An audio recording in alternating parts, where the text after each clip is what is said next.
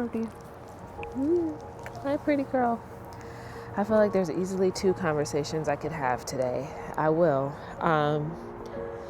Disclaimer, grieving the loss of a pet. It has not been 24 hours yet. I most likely will cry, but we unexpectedly had to put one of our dogs to sleep. And we had her for 15 years. She was amazing. And I don't know if we really talk about pet grief. And it's weird texting your boss to tell your boss, hey, I actually won't be in this week because I'm processing the loss of my dog, you know? It's not weird for me, but I guess it may come across weird for those that don't understand, maybe aren't dog lovers, and just don't really understand like the humanness that comes with the process of life, you know? And it's opened my eyes up to a few things because I realize when I go through hard, heavy things, I pull back. I don't do more. I pull back from work. I pull back from busyness. I pull back from expectations because I need to sit and I need to process. And that's what I'm doing. I sent a text to my boss. I said, hey, I won't be in this week. And I'll reach out to you and let you know when I return. That's just where I'm at. And that's how I'm feeling. I lead with my values. My family, those are my values. Paris, our dogs, those are my family. That's my family. If you are a pet lover, then you absolutely get it. You know, I feel like having pets, it just makes you a different person. And no, this isn't the first dog that we've put to sleep. I've been grateful to grow up with dogs quite literally my whole life.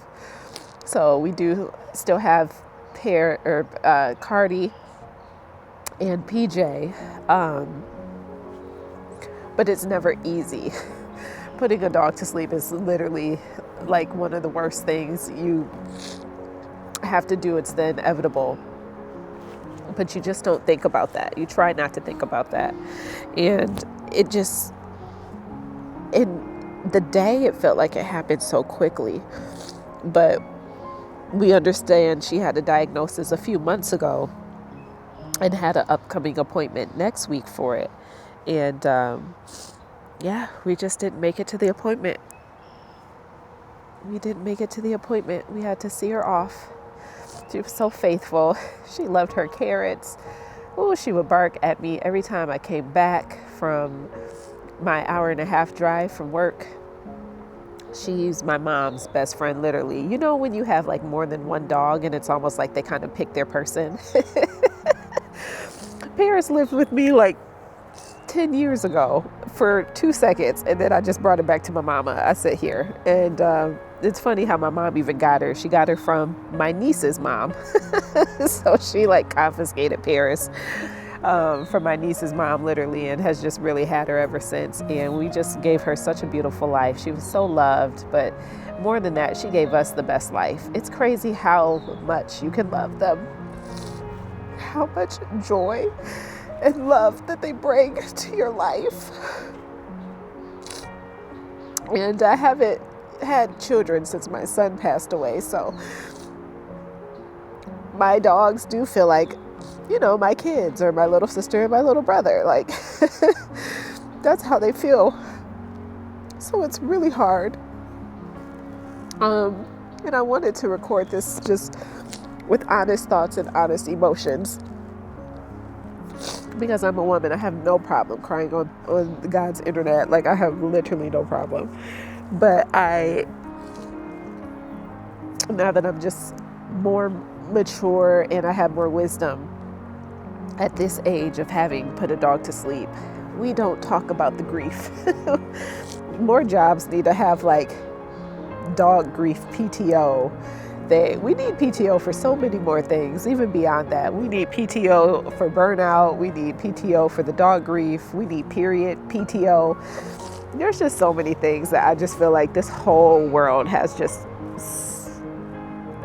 ass backwards. I'm sorry, excuse my language. But I do. I should have brought a tissue. I brought my coffee. Clearly that was more important than blowing my nose. But this week reminded me of something. I typed this out because I never really put this into words. And maybe this is you too. When life changes, I don't rush. I literally pull back. When I realized what was happening with my family, I texted my boss to let her know I would not be at work this week and that I'd reach back out when I was ready to return. Some people may think that's excessive. But when my son passed away, when I went through breast cancer, I stepped back. I stepped back for both of those major life events. And I realized that's how I move through them. When a major life event happens to me, I step back. I don't work through them. I create space for them. The older I get, the more I realize this is why I want more freedom in my life. And it's not because I don't want to work, but because I never want money, a schedule, a job to determine whether I'm allowed to be fully present for the moments that matter most to me. A lot of us are at the mercy of different jobs. A lot of us are at the mercy of available PTO time or no PTO time. A lot of us are at the mercy of a boss that may give you a hard time or may not cooperate or work with you, whatever type of boss you have, I don't know. But a lot of us are at the mercy of like those situations. And what I realized is that maybe freedom isn't about having more, but maybe freedom is about having enough margin to be human. So create the margin. So many of my thoughts, my messages are just leading up to this, excuse me, y'all. They're just leading up to this, repetitive pattern. Create margin. You have to, you never know when you need to take a step back. You never know when you need more than one day. You shouldn't have to take one day and then rush and heal that. That job ain't going nowhere. That building ain't burning down. There's nothing of that level of urgency. These moments you don't repeat. Being able to still be here with my mom, be here with my dad, be here and help and just sit and process means so much to me because my mom is grieving really hard. That was literally her best friend. Paris sleeps with my mom, just joined at the hip with my mom. My mom goes to the bathroom. You hear Paris' little paws scratching on the door. I heard those paws yesterday, and it's like, I can't believe I won't hear that again. She was always with her, always together. So because my value is my family is my top priority. And I stopped putting things that are temporary above things that I value most. I have. And when you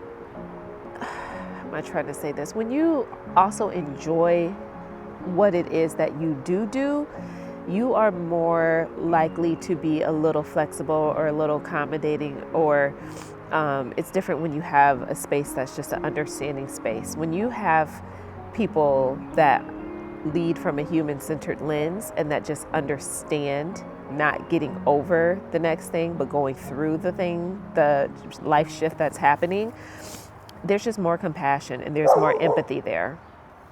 And I've noticed that over time at different jobs and different positions with different leaders, even how I lead as well, because I've had so many major life things happen to me. I do have more empathy and compassion when people have major life things happen to them too. I'm always kind of like, okay, do what you need to do and we'll figure it out, right? Because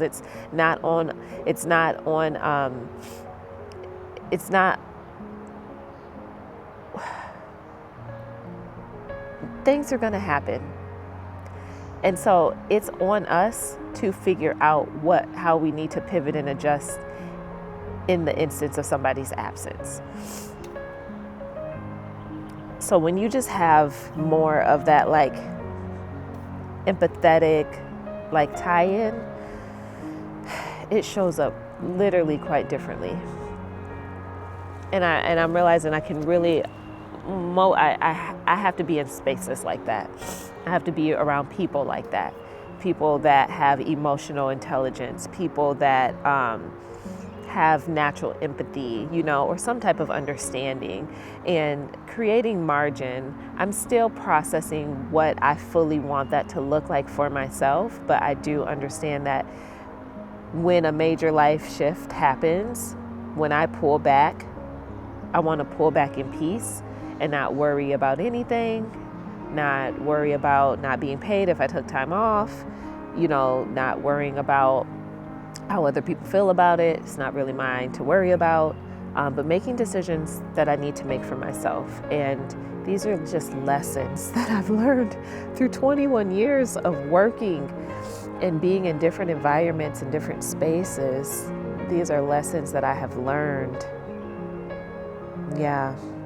So this video, this is like a 2-in-1 conversation.